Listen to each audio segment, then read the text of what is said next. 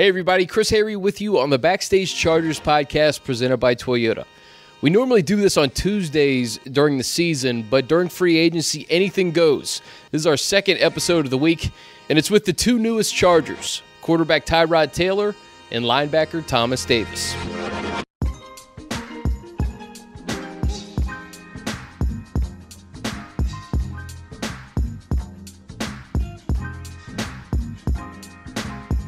All right, it's a real treat for me to welcome in the newest LA Charger, Thomas Davis. Thomas, how are you, man? Doing great. Excited to be here. I bet it's been a whirlwind these past 2 or 3 days. Walk me through just this process of becoming a Charger. You know, really, once you make the decision that this is where you want to be, now that we got flown in and we had to go through a bunch of tests. You know, you've been an older guy, you've been through a lot, so they got to make sure that everything is fine. And we've done that. We did our due diligence, and they've done theirs, and now it's good to go.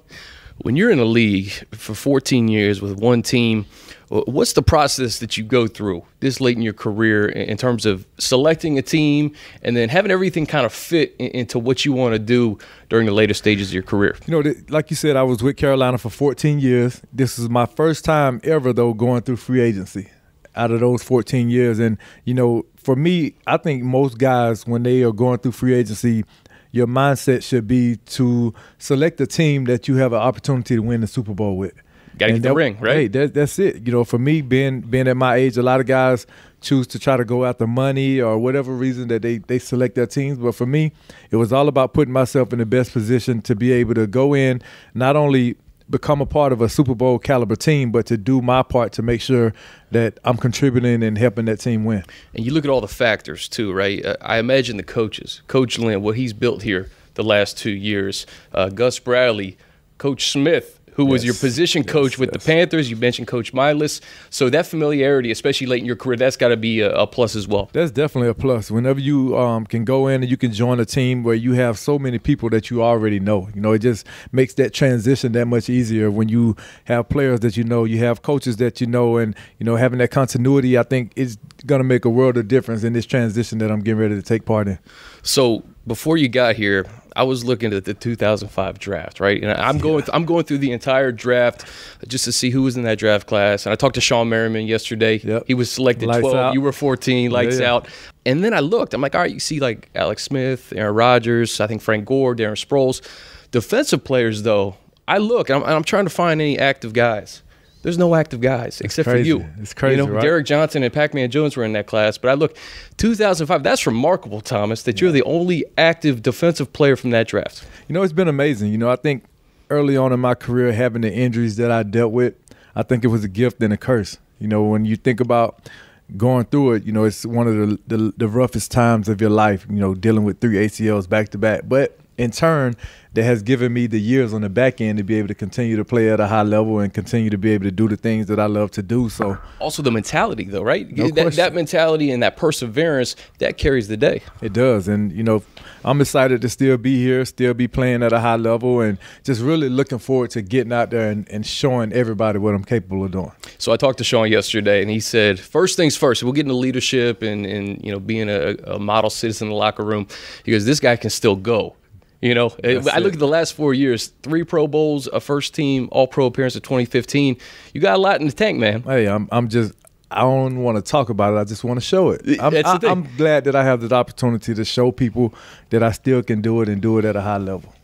When you see this defense, I know you've probably watched them from afar. You see the mix of guys like Brandon Mebane and guys who have been there for a while, and then some of these young bucks like Derwin James. What's your take overall on what you've seen from this D? Man, these guys, they go out, they're ferocious, they play hard, they get after. You know, when you think about having Melvin up front and Bosa with the havoc that they're able to create getting after the passer, and you think about having Denzel back, you know, a guy that's gone through a lot, but when he's on the field, he's one of the best linebackers in the game, if you ask me. I'm a fan of the game, so I watch a lot of film. That's high praise. I'm telling you, the guy can flat out play football, and I'm excited to have him back out there with us. And when you think about Derwin and what he was able to come in and do as a rookie, man, I just think that the sky's the limit for that kid and Casey and the guys. I'm excited about this roster. Yeah, we didn't even talk about the edge rushers. I know. Bosa and Ingram. Yeah, I'm excited. I'm excited to have Melvin and Ingram. Bosa and Melvin, creating the havoc that they do, because it's just going to create so much more opportunities for the guys on the back end when the quarterback can't sit back there and just, pick what he wants to do with the football. When I spoke to Denzel a couple of days ago, one of the things he said was, I'm entering my 5th year. I want to take more of a leadership role. He goes, but at the same time, Tom is an OG, and I can learn a lot from him, especially going into year 5. So that has to mean a lot. Not only the younger guys that you can they can pick your brain, yep, but also some of the guys that have been in the league for a while that they're excited to see as well. Yeah, for me, when I came into the league, I had a ton of veterans on the team in Carolina, and I learned a lot from those guys. So over the years, I've kind of grown into that leadership role, and that's what I've tried to do every year that we bring new guys in. When Luke came in, when Shaq came in, it was my responsibility to make sure that those guys was up to par on how we do things and how things were expected to happen. And no different here. I just want to come in and, learn the culture and be able to teach some of the things that I've learned over the years to some of these younger guys as well. We were also talking about you're almost kind of like the Phillip Rivers of the defense. And I know you probably haven't played Phillip much in your career just because AFC, NFC, but just your impressions of what Phillip has done, how his career has sustained, and just his competitiveness and his passion. He's an amazing player. His career has definitely been a Hall of Fame career, without a doubt, if you ask me. And when you think about all the times that I have gotten to play Phillip, man, he's truly a competitor. He's a trash talker. I love that about him. He's a guy that's going to talk trash and go out and back it up. You don't want to go out there and have a guy that's just talking trash just to be talking. You want somebody that's going to step up to the plate and back their words up, and that's who he is. And I'm excited to be on his team now. Practices are going to be a little intense, I imagine. If they allow us to do some of the things that I've done in the past when it comes to talking trash to quarterbacks, then yes, it's going to be definitely intense. All right, Backstage Chargers, we're miking that up. That's a no-brainer for training camp. Okay, entering year 15, we talk about all this stuff on the field, off the field. Walter Payton Man of the Year. What does it mean to come to a new community? I know all the amazing work that you've done in the Carolinas, but to come to Los Angeles, a new place, and put some roots down. It's just a great opportunity for us to continue to do the work that we do with Defending Dreams. I feel like this is a city and a place that kids are definitely going to be in need of some of the things that we do. So we're excited about the opportunity to just come in and work with those kids and those families. Explain Defending Dreams, because you and your wife Kelly, who's here too. Kelly, you can come in at the end because I want to get your take on Los Angeles as well. But Defending Dreams, explain what that foundation is and what you guys have done with it. We do a ton of work with underprivileged youth, disenfranchised kids, and most of the work that we do is geared really towards single parent households, and trying to help them out and just even the playing field for those kids. I grew up in a single parent household. Mom struggled to raise me and my younger sister, so I know that there are a ton of kids and a ton of families that are going through that, so I want to help them out as much as we can.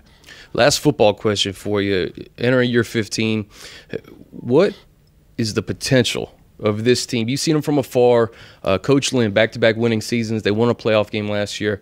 A lot of the same guys coming back. You add leaders like yourself. Mebane comes back. We know about the leaders on the offense. Your expectations for 2019? Man, Super Bowl. I fully expect this team to finish the season the last team standing in Miami, winning the Super Bowl. I mean, when you look at what they were able to do last year, and I honestly felt like they had a chance to go to the Super Bowl last year. They ran into a tough situation down in New England, and didn't play as well as they were capable of. A lot of injuries at the linebacker position, no question. A lot of injuries at the linebacker position. Played a bunch of DBs, in a situation where you would normally have linebackers in. So I'm definitely looking forward to seeing what this team is going to do this year and being a part of all of that. Because when you look at the roster, like I said, offensively, defensively, we have everything that it takes to get the job done. It's just all about going out and coming together as a group when you add the new pieces in, adding the free agents like myself and Tyrod, and having Mebane back, having Denzel. Then you add the guys that we're going to add in the draft. And, just really looking forward to seeing how this team can come together and how quickly. We're excited to have you, man. It's going to be a lot of fun. Kelly, get in here for a minute, because You do so much in the community in the Carolinas, and I know you're excited to be here in LA.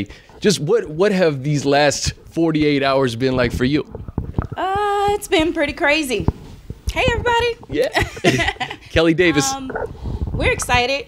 Was definitely, just being honest, not thinking West Coast. And then when it came and Thomas was like, Chargers, yes. And I'm like, hold on, wait a minute, what's going on? And then I'm like, oh, well, this will be a nice change of pace. So we have 4 kids. So the foundation, we work in North Carolina, South Carolina, and Georgia. So there's lots to think about and lots to figure out. But, of course, we're going to continue to do our work there and then bring the foundation work here. What were the kids?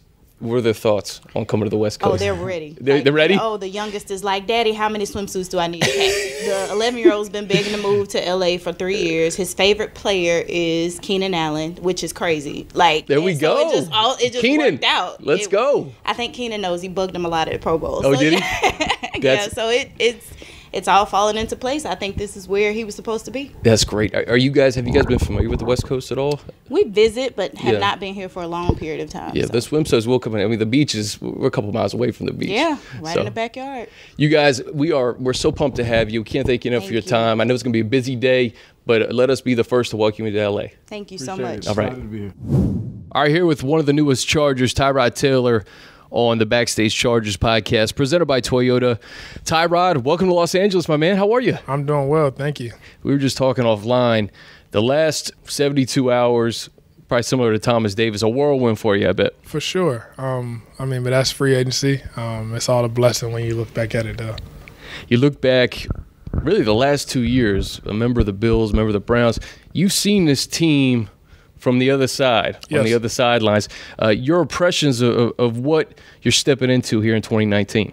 A team that's very close to turning the corner and winning the Super Bowl. It's a team that's complete on both sides, offense, defense, and a team that plays together. I would say that's something that definitely stands out when playing this team the last 2 years, was that they play for one another. And you can see that. Some teams are selfish or have egos about them. This team is not about that. It's a team that plays for one another, and they're led the right way, and that speaks volumes to Coach Lynn, and it speaks volumes to the leadership on the team. I imagine when you go through this free agency process, one of the things you look at, the familiarity, right? And you know Coach Lynn from your time at Buffalo with him. How much did that play into your decision? I played a lot into my decision. Like you said, we know each other from Buffalo. I was there when he was there as just a running back coach, but as well as when he got the title of offensive coordinator and even the interim head coach. That's right. Towards the end of that year as well, too. So to see how he handled that, to see how he responded and still commanded the offense and the team while still being thrown into the fire and everything being kind of new for him, definitely spoke highly of his character and something that I always respected. So when it was an opportunity to get back with him and a great fit, I think that it was the right decision to make it happen. You probably had a hint or an inkling that Coach Lynn was going to be a good head coach. For sure. Like I said, to see the things that he had to battle through, but also never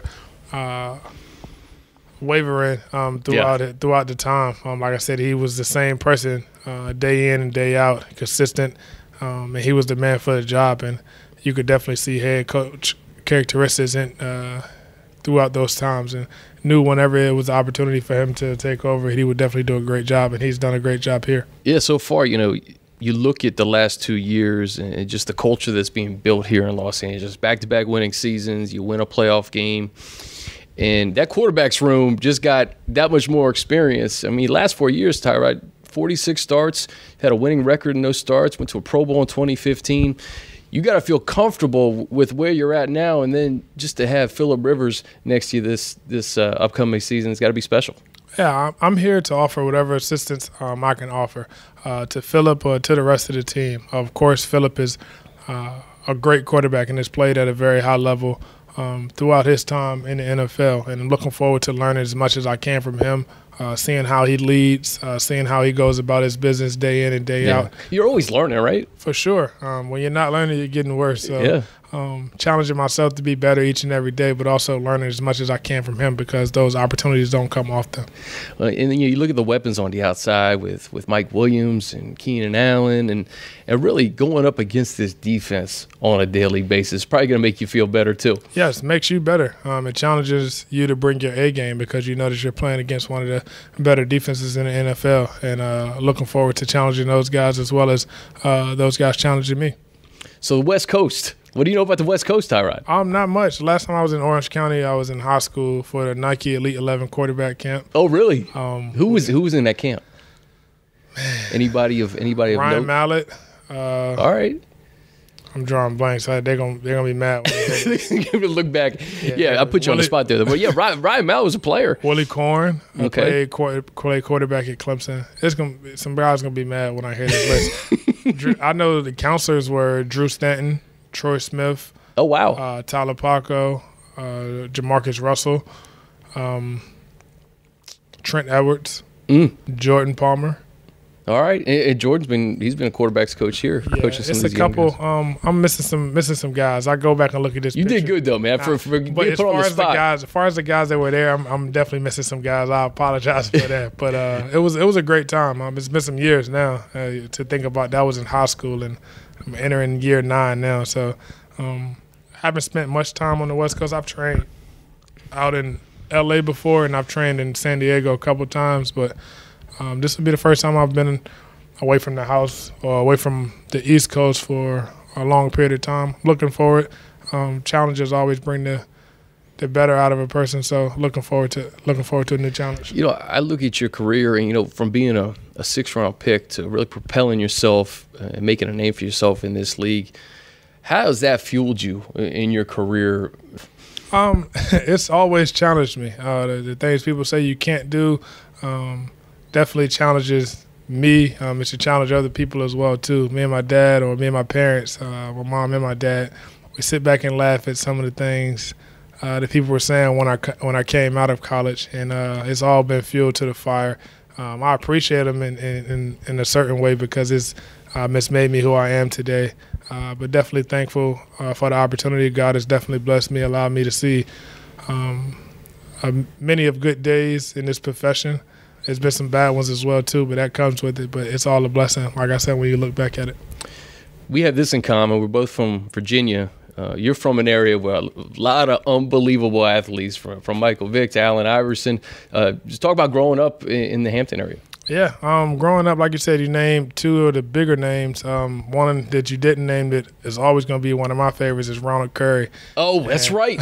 Oh, man. And he was like the guy. He was the Michael Jordan. He was like the dual sport at UNC, yeah. For people that don't know him, he was the #1 player in the country in football and basketball in the same year. So that right there Ron Curry, man. Yeah, that tells you what type of player he was. He's actually coaching for the Saints now, coaches wide receivers. But it's a number of guys. I could go on all day and list. People forget Iverson was probably, I don't know, I don't want to say he was a better football player, but he was definitely a very good football player. He was a good football player. It's tough to say that he was a better because I guess the career that he had in the NBA. But I would say just growing up in that area, seeing so many guys before me make it, I guess, to professional or just to do positive things with their life definitely kept a young kid like me inspired. Yeah. And I hope to do the same for younger kids that are growing up. All right, last thing for you. We got March Madness coming up. Virginia Tech, I look at the standings. I think they beat Duke a couple of weeks ago. Buzz has got them playing some good ball. Yeah, they've actually they've turned the corner. That program has definitely got a lot better. Coach Buzz is doing a great job with those kids. He's keeping them motivated. He brings the energy. If you watch a Virginia Tech game, he's the most energized person on TV, and I like that. He's got good messages too, man. For sure. I've watched some of Buzz's press conferences. For like sure. you get inspired to play. I got a chance to meet him. I've always admired him from afar, but I got a chance to meet him. I was there last spring for the spring game and got a chance to talk with him. He's a great man, a great family, and a great coach, and like what he's doing with the program. I wish him the best in the ACC tournament and as well as in March Madness. So the ACC tournament, they might have. It's going on as we speak. Okay. So as we tape this, I don't know. I know that Carolina Duke plays tonight as we speak. I think they took last second loss to Florida State yesterday. They'll still be like a 5-6 seed or something. They'll be good. Yeah, they'll be good. Yeah, but good luck to those guys. Go Hokies. I tell you what, man, the Chargers got better today. Tyrod Taylor, excited to have you in Los Angeles and a part of this team, man. Glad to be here. Looking forward to get to work. That'll do it for episode 22 of the Backstage Chargers podcast presented by Toyota. My thanks to Tyrod Taylor, Thomas Davis, and Kelly Davis for joining me. And, of course, thanks to you all for listening. If you like what you hear this offseason, be sure to give us a rating and review on Apple Podcasts, both Backstage Chargers and Chargers Weekly. Have a great weekend, and until next time, I'm Chris Hayre.